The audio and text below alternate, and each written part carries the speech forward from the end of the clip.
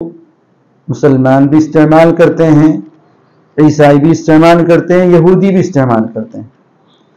البتہ آمین کا لفظ جو ہے مسلمان الف کے مد کے ساتھ استعمال کرتے ہیں آمین، اور عیسائی یہودی امین کہتے ہیں بغیر مد کے، بغیر الف کو کھینچے۔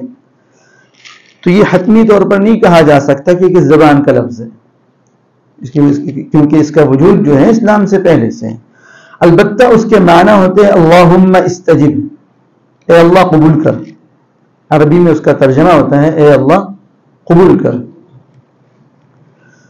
اب رہا یہ سوال کہ آمین کا حکم کیا ہے، تقریباً اہل سنت سارے کے سارے متفق ہے اس بات پر کہ سورہ فاتحہ کے بعد آمین کہنا سنت ہے، سورہ فاتحہ کے بعد آمین کہنا سنت ہے۔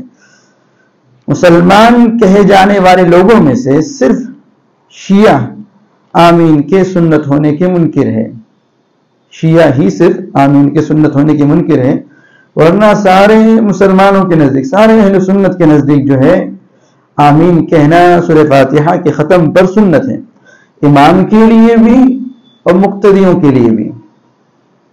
مفتہ بھی قول کے اعتبار سے امام کے لیے بھی کہنا سنت ہے اور مقتدیوں کے لیے بھی کہنا سنت ہے۔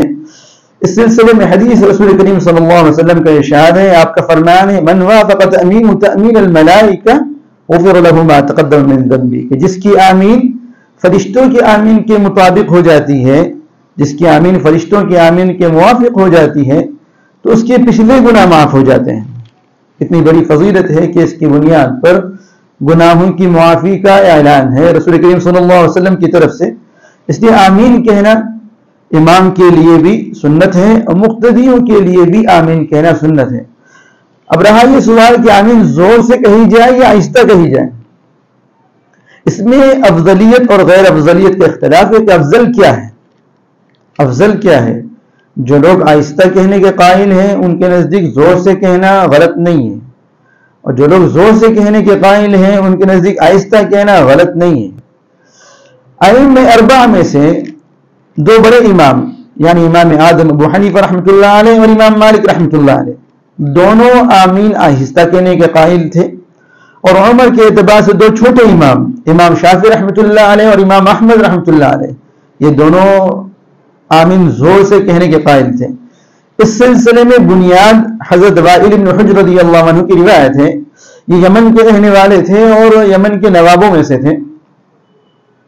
جب یمن کا علاقہ اسلام میں داخل ہونے لگا تو رسول کریم صلی اللہ علیہ وسلم نے یمن کو دو حصوں میں بانٹا، ایک حصے پر ابو موسیٰ اشعری رضی اللہ عنہ کا امیر بنایا اور دوسرے حصے پر حضرت معاذ بن جبل رضی اللہ عنہ کا امیر بنایا، اور دونوں حصوں کا قاضی حضرت علی رضی اللہ عنہ کو طے کیا۔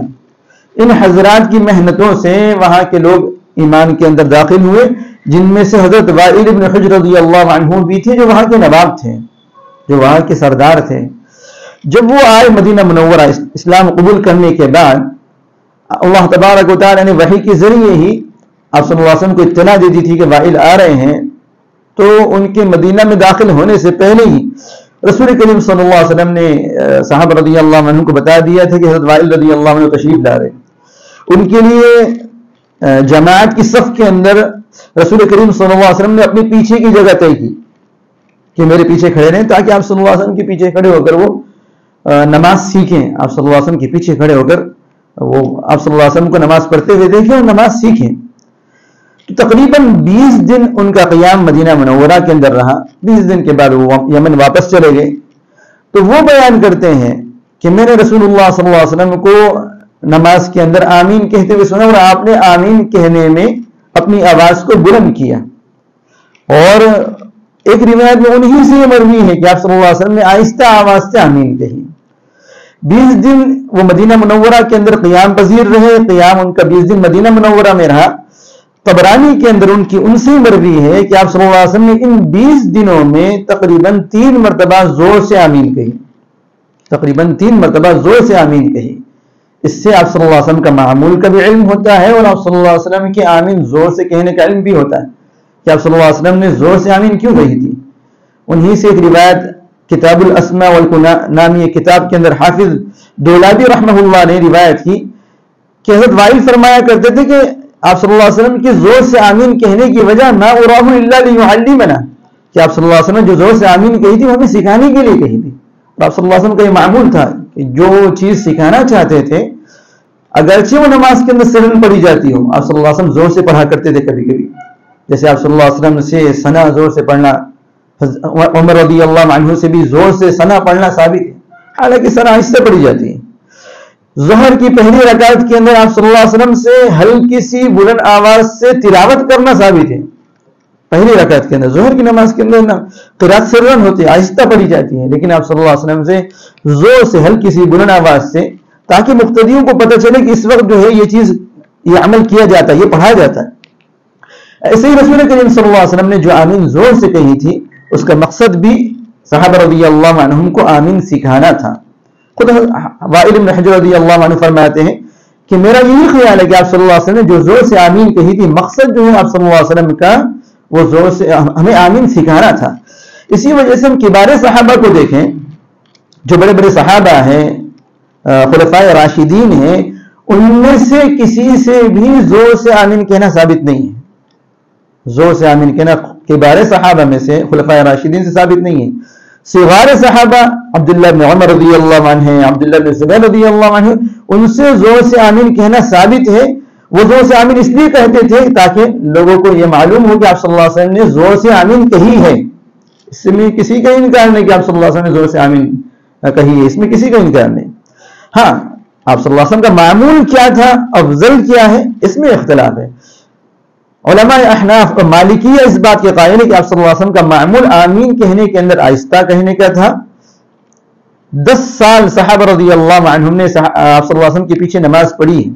اگر آپ صلی اللہ علیہ وسلم کا ہمیشہ زور سے کہنے کا معمول ہوتا تو اس سلسلے میں روایت تواتر کے ساتھ منقول ہوتی، اس سلسلے میں کثرت سے روایتیں آتی. لیکن ہم دیکھتے ہیں روایتوں کو کہ آمین زور سے کہنے کے بارے میں جو روایتیں آئی ہیں وہ صغار صحابہ سے آئی ہیں.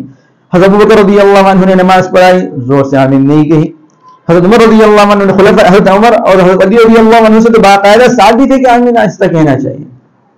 ویسے بھی عقلی اعتبار سے اگر دیکھیں تو آمین ہے دعا، جیسا کہ حضرت عطا رحمۃ اللہ علیہ جو تابعی ہے، ان کا قول امام بخاری نے اپنی صحیح کے اندر بھی ذکر کیا ہے. وہ کہتے ہیں کہ آمین دعا ہے، اور دعا کا قاعدہ اللہ تبارک و تعالیٰ نے قرآن کریم کے اندر بیان فرمایا، ادعوا ربکم تضرعا وخفیا. دعا کے اندر افضل یہ ہے کہ دعا آہستہ مانگی جائے، عاجزی کے ساتھ مانگی جائے. نماز کے اندر سوائے قرات قرآن کے تمام اذکار آہستہ کہے جاتے ہیں. نماز کے اندر سوائے قرات قرآن کے، قرآن کی تلاوت کے سارے اذکار آہستہ کہے جاتے ہیں.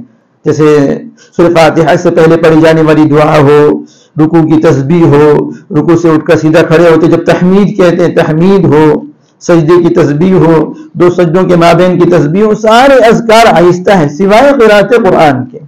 تو آمین کو بھی آہستہ کہنا چاہیے، کیونکہ آمین ایک دعا ہے اور نماز کی دعائیں آہستہ کہی جاتی ہیں. ہاں، اس سے انکار نہیں کہ زور سے کہنا بھی جائز ہے. زور سے کہنا، آمین زور سے کہنا، آپ صلی اللہ علیہ وسلم نے کہی، جب آمین زور سے کہی ہے تو اس کو غلط تو نہیں کہہ سکتے. البتہ افضل یہ ہے کہ آپ صلی اللہ علیہ وسلم کا معمول جو تھا اس پر عمل کیا جائے. آپ صلی اللہ علیہ وسلم کا معمول آہستہ کہنے کا تھا، جیسا کہ طبرانی کی روایت سے پتہ چلتا ہے. حضرت وائل بن حجر رضی اللہ عنہ فرماتے ہیں کہ آپ صلی اللہ علیہ وسلم نے 20 دنوں میں صرف 3 مرتبہ زور سے آمین کہی تھی، اور مقصد اس آمین کہنے کا، زور سے آمین کہنے کا، صحابہ رضی اللہ عنہم کو تعلیم دینا. اللہ تعالیٰ عمل کرنے کی توفیق عطا فرمائے.